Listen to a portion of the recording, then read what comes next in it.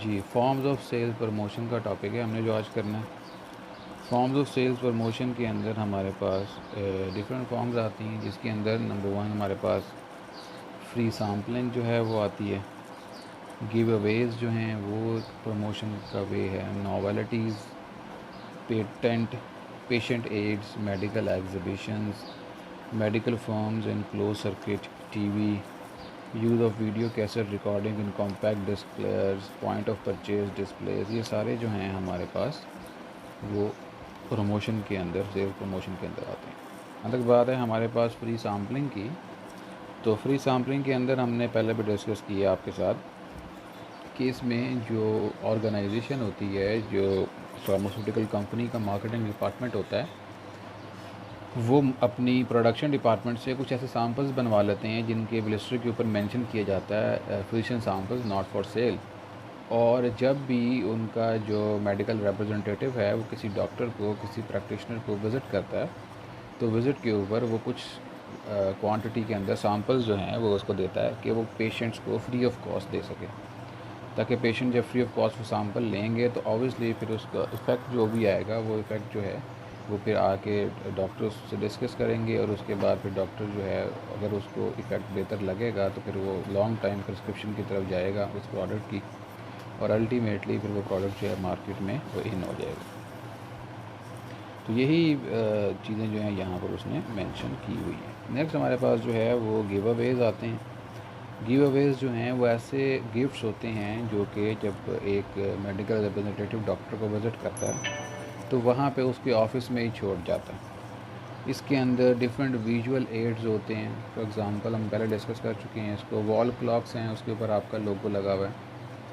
कोई जो table crockery होती है जिसके अंदर आप अपनी पेंसिल्स, शार्पनर, स्टेशनरी वगैरह रखते हैं, वो है, उसके ऊपर आपका नाम लिखा हुआ है, कंपनी का नाम लिखा हुआ है। कोई पैड्स हैं, उन पैड्स के ऊपर कंपनी का नाम लिखा हुआ है। इसके अलावा पेंसिल्स हैं, उसके ऊपर कंपनी का नाम लिखा हुआ है। कोई और इस तरह की चीज़ें हैं, कोई ब्रीफ केस है, कोई और चीज़ें हैं जिनके ऊपर कंपनी का नाम है, कोई बैग है उस पर कंपनी का नाम लिखा हुआ है। ऐसी चीज़ें होती हैं जो प्रिस्क्राइबर ऑफिस में छोड़ दी जाती हैं, और वो एक कॉन्टीन्यूसली सर्व करती है एज अ प्रोडक्ट रिमाइंडर के तौर पर। ठीक है, these give act as the publicity devices.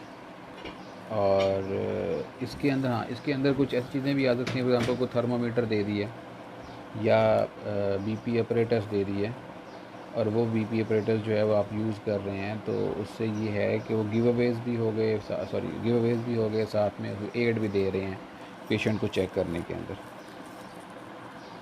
However these are very effective as promotional tool. Next हमारे पास जो है वो नॉवेलिटीज़ हैं। नॉवेलिटीज़ के अंदर हमारे पास novelties are like the giveaways but are common and personal use such as printed and embossed name of a product and company and thus rings है, बॉल पेन्स है, सनस्क्रीन है। ये पर्सनल यूज़ की चीज़ें होती हैं। आप tie दे सकते हैं, उसके पीछे लोगो लगा हो सकता है, ऑब्वियसली फ्रंट पर नहीं लगा होगा, बैक पर लगा होगा।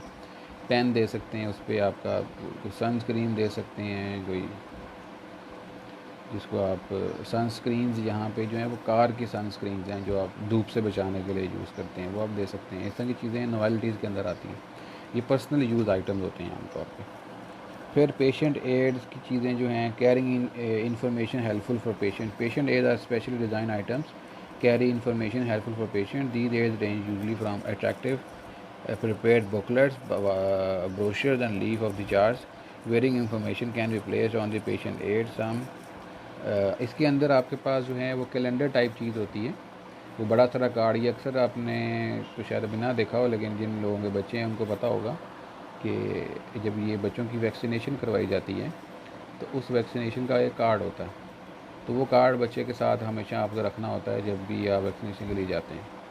उस कार्ड के ऊपर एंट्रीज होती हैं। तो अगर वो कार्ड आप बना के डॉक्टर को देते हैं और वो आपकी कंपनी का लोगो भी उसके ऊपर आता है, तो डॉक्टर ने वो कार्ड तो यूज़ करना ही करना है।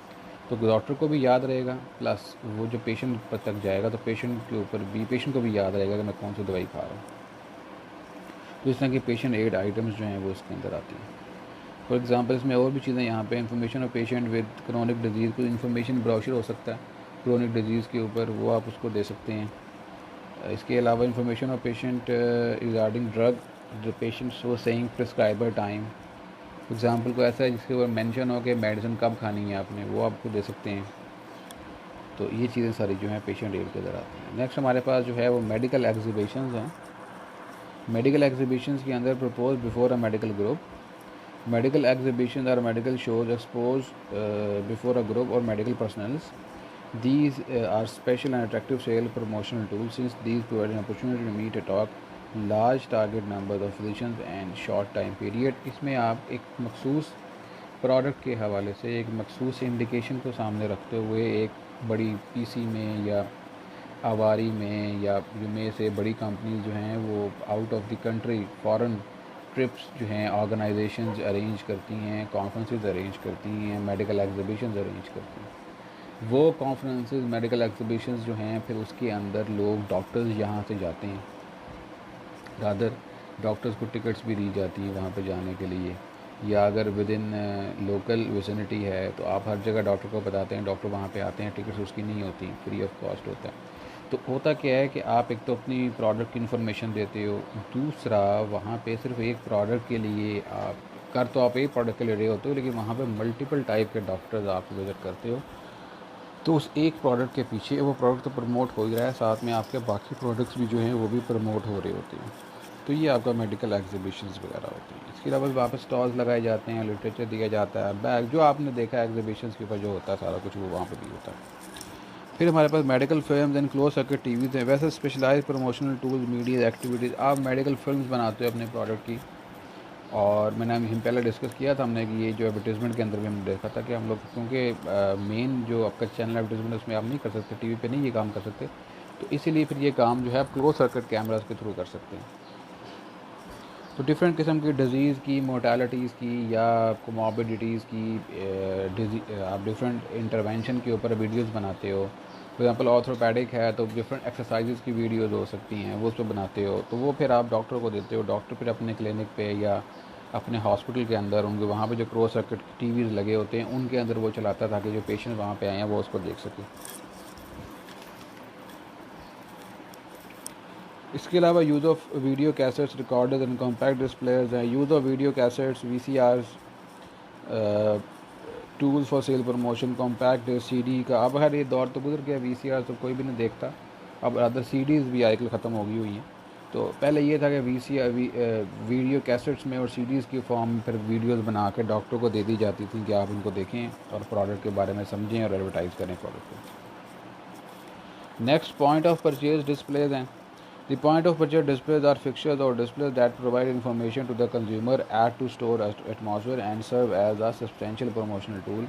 तो ये डिफरेंट आपके पास चार्ट्स होते हैं, डिफरेंट कैलेंडर्स होते हैं जिसके ऊपर प्रोडक्ट इन्फॉर्मेशन दी होती है, तस्वीरें होंगी, एक्सरसाइज कैसे करनी है, कितने स्टेप्स हैं एक्सरसाइज के, एहतियाती प्रिकॉशनरी मेजर्स के चार्ट्स होंगे।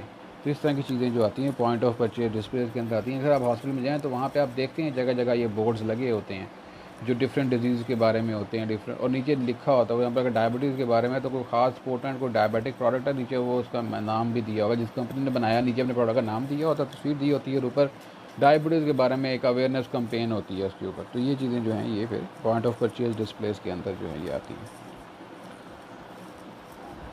नेक्स्ट हमारे पास जो है वो डायरेक्ट मेल है।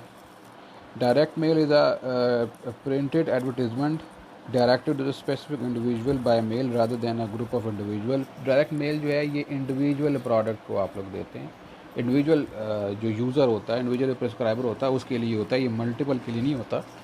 इसके अंदर एक पेज लेटर हो सकता है, कोई लीफलेट हो सकता है, कोई पोस्टल कार्ड हो सकता है, कोई कैटलॉग फोल्डर हो सकता है जिसके ऊपर आपने डिटेल्स दी होंगी प्रोडक्ट के बारे में उसमें, और नीचे प्रोडक्ट का नाम जो है वो होगा।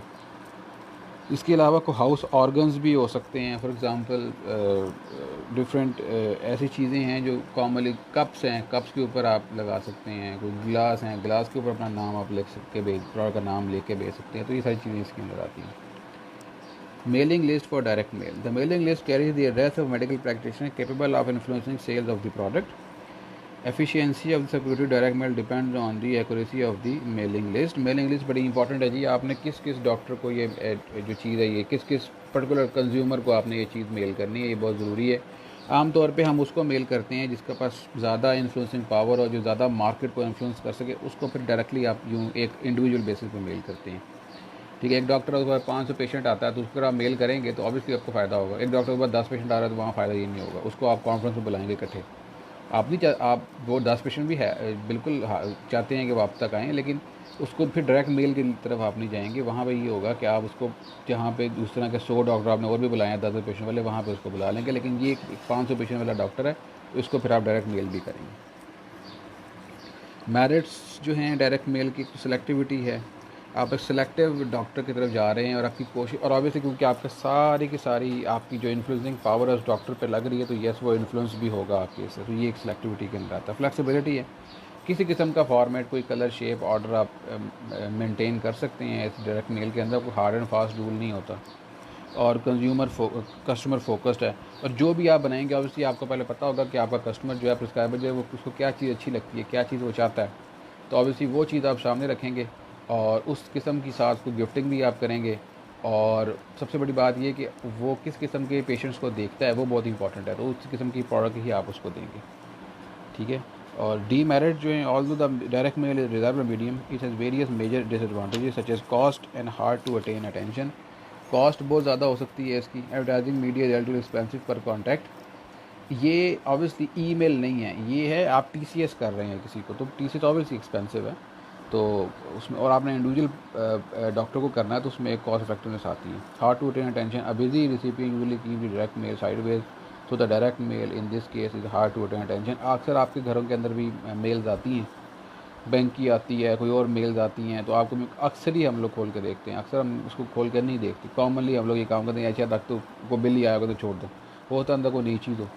तो उसमें भी ये चांसेस होते हैं कि it is very difficult to attain the attention of the consumer. ठीक है जी। तो यहाँ तक आज हम करते हैं।